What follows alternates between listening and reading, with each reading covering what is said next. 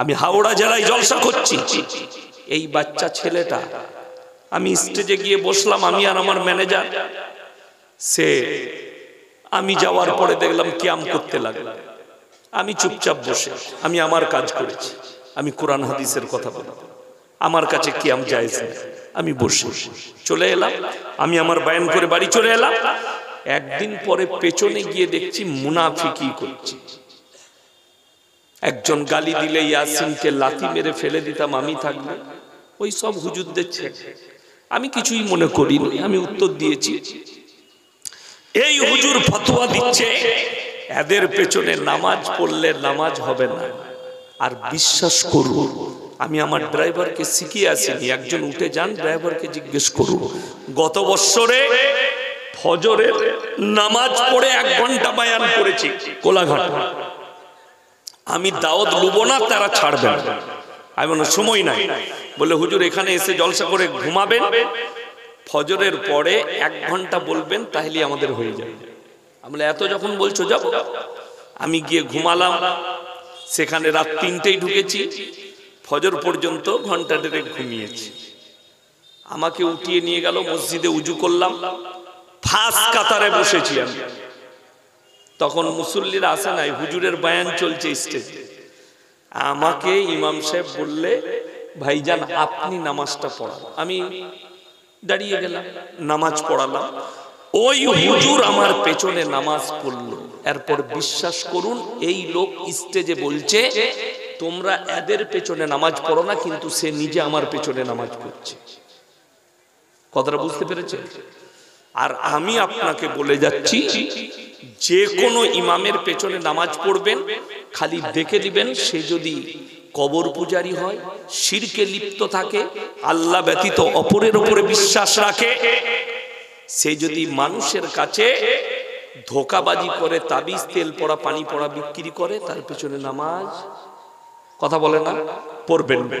যদি দেখেন এই গুণগুলো তার মধ্যে নেই, আপনি নামাজ পড়বেন, আপনার নামাজ সের মধ্যে শিরক নেই, নামাজ হবে। বিদআত নেই, নামাজ হবে। কাফের ফতোয়া আমাদের মুখ দিয়ে শুনতে পারবে না। গালি দিচ্ছে, আমি সহ্য করছি। আমাকে যারা গালি দেয় আমি দোয়া দিই, আল্লাহ তোমাদেরকে হিদায়াত দেয়, এর থেকে আর কি আছে? মা বোন তুলে গাল দাও, যদি এটাই শিক্ষা হয়। আর বুখারী শরীফের হাদিসে আছে, যারা অশ্লীল ভাষা গালিগালাজ করে, এটা মুনাফিকদের 1 নম্বর আলামত। 1 নম্বর। ডাইরেক্ট স্টেজে বলছে ওয়াহাবিদের জবাই করা মুরগি খাওয়া যাবে না, ওয়াহাবিরা গরু জবাই করলে খাওয়া যাবে না।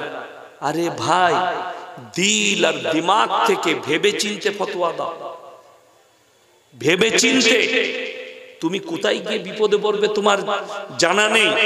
আমি মুর্শিদাবাদে উত্তর দিয়ে এসেছি, দৌলতাবাদ, আমার কাছে প্রশ্ন এসেছে, ওয়াহাবিরা মুরগি জবাই করলে তাদের মুরগি খাওয়া যাবে না, গরু জবাই করলে গরু খাওয়া যাবে না। আমি বললাম তাকে জিজ্ঞেস করো, মক্কায় যে মাঠবেলটা বিছানো আছে ওয়াহাবিরা বিছিয়েছে, মক্কায় যে হোটেলগুলো আছে ওয়াহাবিদের, মক্কায় যে হোটেলে বাবুর্চি রান্না করছে ওয়াহাবি, মক্কায় যে মুরগিটা বিক্রি করছে ওয়াহাবি। সেইখানে উমরা করতে গিয়ে, হজ করতে গিয়ে কি খাস? পানি খেয়ে থাকিস? যে খেজুরটা খাচ্ছিস ওই বাগানটা ওয়াহাবিদের।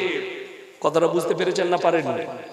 জমজমে কূপে যে মেশিনটা লাগানো আছে ওটা ওয়াহাবিদের। তাহলে তুই ভেবে দেখ, তোর থেকে বড় হারামখোর কেউ হতে পারে? তুমি ফতোয়া দিচ্ছ, ফতোয়াবাজি করবেন না। ইসলামকে বুঝুন, মানুষকে বুঝানোর চেষ্টা করুন। সবাই নিয়ত করুন আজ থেকে আল্লাহকে ভয় করব, জোরে বলুন ইনশাআল্লাহ। তা আপনি ভেবে নেবেন, যারা চাইছে, যারা বলছে ইসলামকে পিছিয়ে দাও, ইসলাম শেষ হয়ে যাবে, এগুলো সব পাগলের মতো ভুল বকছে।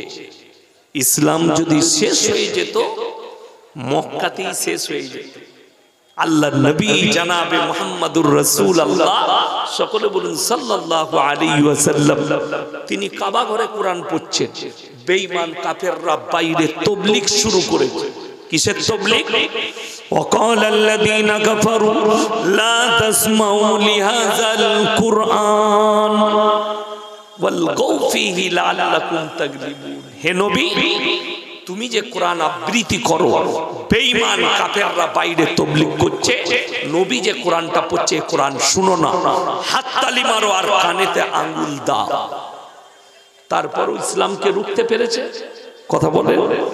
গোটা পৃথিবীতে আজকে 250 কোটি মুসলমান, রুকা যায় না। আপনি কার কথা নিচ্ছেন? দুটো চোর, ছেঁচোর, বেঈমান, জিনাকারী নবীজিকে গালি দিচ্ছে, আপনি মনে করছেন যে ইসলাম শেষ হয়ে যাবে? আল্লাহকে কেউ গালি দিয়েছে, ইসলাম শেষ হয়ে যাবে? আরে আজকে কবে থেকে গালি দিয়ে আসছে বেঈমান কাফের। আমি আপনাদেরকে বলে যাচ্ছি, আপনাদেরকে যদি খ্রিস্টানরা মুহাম্মদ সাল্লাল্লাহু আলাইহি সাল্লামকে গালি দেয়, আমরা কিন্তু ঈসা নবীকে গালি দিতে পারবো? গালি দেওয়া, আপনি গালি দিলে আপনার ঈমান চলে যাবার খতরা আছে। আপনি গালি দিতে পারবেন না, তারা গালি দিবে, তারা নিজের ক্ষতি করছে। কোরআনে আছে, চা দিচ্ছ তো আর যে বিশৃঙ্খলা হচ্ছে, বন্ধ করে দাও, চা বন্ধ করে দাও, বন্ধ করে দাও, এখন ওয়াজ করতে ডিস্টার্ব হবে। আরে মা বোন, আপনাদের কাছে চাদর যাবে, যদি যে যেরকম পারবেন 10, 20, 50 টাকা তাবলিগি জালসাতে খরচ আছে, যে যেরকম পারবেন 10, 20, 50 এখানেও পৌঁছে দিতে পারেন। এটা দান। ভালো কাজে তা'মুরুনা বিল মারুফ ওয়া তানহাউনা আনিল মুনকার, ভালো কাজে আদেশ করো, মন্দ কাজ থেকে রুখে নাও। তো দান করাটা ভালো কাজ, আপনাকে বললাম, ইচ্ছা হলে দিবেন কিছু। আসসালামু আলাইকুম। আল্লাহ করিয়েন না। তো আমি যেটা বলছিলাম আপনাদেরকে, পৃথিবীর বেঈমান কাফের সব যদি একদিকে দাঁড়িয়ে যায়, না কোরআন মিটাতে পারবে না ইসলাম মিটাতে পারবে, রকেটের মতো ছুটবে। তার কয়েকটা প্রুফ দিচ্ছি। ভারতের মিডিয়ারা জানেন তো কুত্তার মতো ছুটে বেড়াচ্ছে কার পেছনে? 1 মাস আগে পাকিস্তানে প্রোগ্রাম হয়েছে, 1 বছর আগে ফিফা ওয়ার্ল্ড কাপে প্রোগ্রাম হয়েছে, কাতারে যখন বিশ্বকাপ হয়েছে, সেখানে যতদিন খেলা হয়েছে প্রত্যেকদিন একটা করে অন্যান্য দেশে অনুষ্ঠান হয়, গানের অনুষ্ঠান। সেখানে বললে এইখানে অনুষ্ঠান হবে, প্রত্যেকদিন ডাক্তার জাকির নায়েকের একটা করে বক্তব্য হবে, ইংরেজিতে, আপনার উর্দুতে, হিন্দিতে। ভারতের কুত্তারা কুত্তার মতো ছুটছে মিডিয়া। আরে এই মানুষ, ইনি তো আতঙ্কবাদী বলছে না, বলেনি? আতঙ্কবাদী তাকমা কবে শুনতে পাবেন? ইয়াসিনও অ্যারেস্ট হয়ে গেছে, বুঝলেন? কিন্তু তারা অ্যারেস্ট হবেন, দিন রাত গালি নবীজিকে। কুকুর দুটো সময় দুটো পজিশনে কুকুর চিল্লাতে শুরু করে। কটা পজিশনে বললাম? দুটো। এক হচ্ছে যদি কুকুরটা খেপে যায় তখন চিল্লায়, তা না হয় আর একটা পজিশন, মালিক যদি সাথে থাকে, পেছনে দাঁড়িয়ে থাকে, তখন চিল্লায়। समझदारों के लिए इशारा। যারা আলেম আছেন, শিক্ষিত আছেন, তারা বুঝে যাবে। ভারতে যতগুলো কুত্তা নবীজিকে গালি দিচ্ছে, হয় তাদের পেছনে মালিক দাঁড়িয়ে আছে, না হলে পাগল হয়ে গেছে। দুটোর মধ্যে একটা, পাগলখানায় পাঠা। আমি দেখলাম কালকে একটা মারাত্মক ক্লিপ, এদিকে অ্যারেস্ট করা হবে। बोलचे इस साल तो हम लोगों ने रावण को जलाया, दूसरे साल तैयार रहो मोहम्मद और आली का पुतला जलाएंगे। नाउजुबिल्लाह बोले, किंतु प्रकाश्ये बोलছে অ্যারেস্ট হবে না, অ্যারেস্ট করার ক্ষমতা নেই। কিন্তু এটা যদি কোনো মুসলিম বলে, আর বিশ্বাস করুন আমরা মৌলবীরা সাপোর্ট করি না যে কেউ কারুর দেবদেবীকে গালি দিবে। তোমরা কারুর ধর্মকে গালি দিও না, নিজের ধর্মের চর্চা করো, আল্লাহ যাকে হিদায়াত দিবে সে ফিরে আসবে। কথাটা বুঝতে পেরেছেন না? পারেন? আপনি লোকের ধর্মকে গালি দিলে সে আপনার আল্লাহকে গালি দিবে। কোরআনে আছে, ওয়ালা তাসুবুল্লাযীনা ইয়াদউনা মিন দুনিল্লাহি ফায়াসুবুল্লাহা আদওয়াম বিগাইরি। তোমরা কারো দেবদেবীকে ধর্মকে গালি দিও, এটা আল্লাহ নিজে বলেন। সে তোমার আল্লাহকে গালি দিলে তোমার ক্ষতি।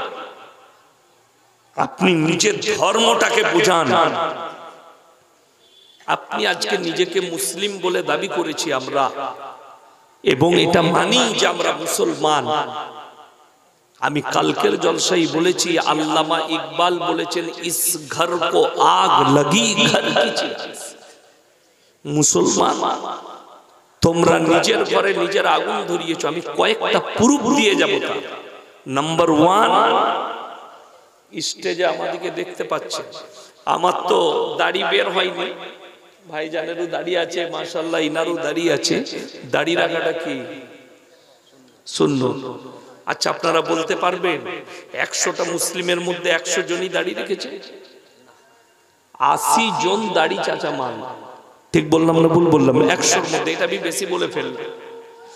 ইমানদারির সঙ্গে বলুন তো, আমাদের দেশে পুলিশের চাকরি মুসলিমরা করে না করে না? অনেক ছেলে আছে ডিফেন্সে চাকরি করে, মিলিটারিতে অনেক মুসলিম আছে।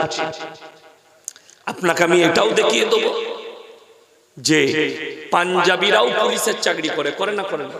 আচ্ছা, দেখেছেন কোন পাঞ্জাবি পুলিশের চাকরি করার কারণে দাড়িগুলো চেঁচে দিয়েছে, পাগড়িটা খুলে দিয়েছে? কথা বলে না? খুলে দিয়ে উত্তরপ্রদেশের সরকার 5 বছর আগের ঘটনা, একজন পুলিশ অফিসার মুসলিমদের, এত বড় বড় দাড়ি ছিল, 5 ওয়াক্তের নামাজ, তাকে সাসপেন্ড করা হলো। থানার ওসি, তুমি দাড়ি চেঁচে তারপরে ডিউটি জয়েন করবে। বেচারা দাড়ি চেঁচে সেখানে ডিউটি জয়েন করেছে। গোটা ভারতের মুসলিমরা টুইট করে বলতে লাগলো, যোগী হচ্ছে ইসলামের দুশমন। এটা আবার বুঝতে কি বাকি আছে? তিনি ইসলামের দুশমন।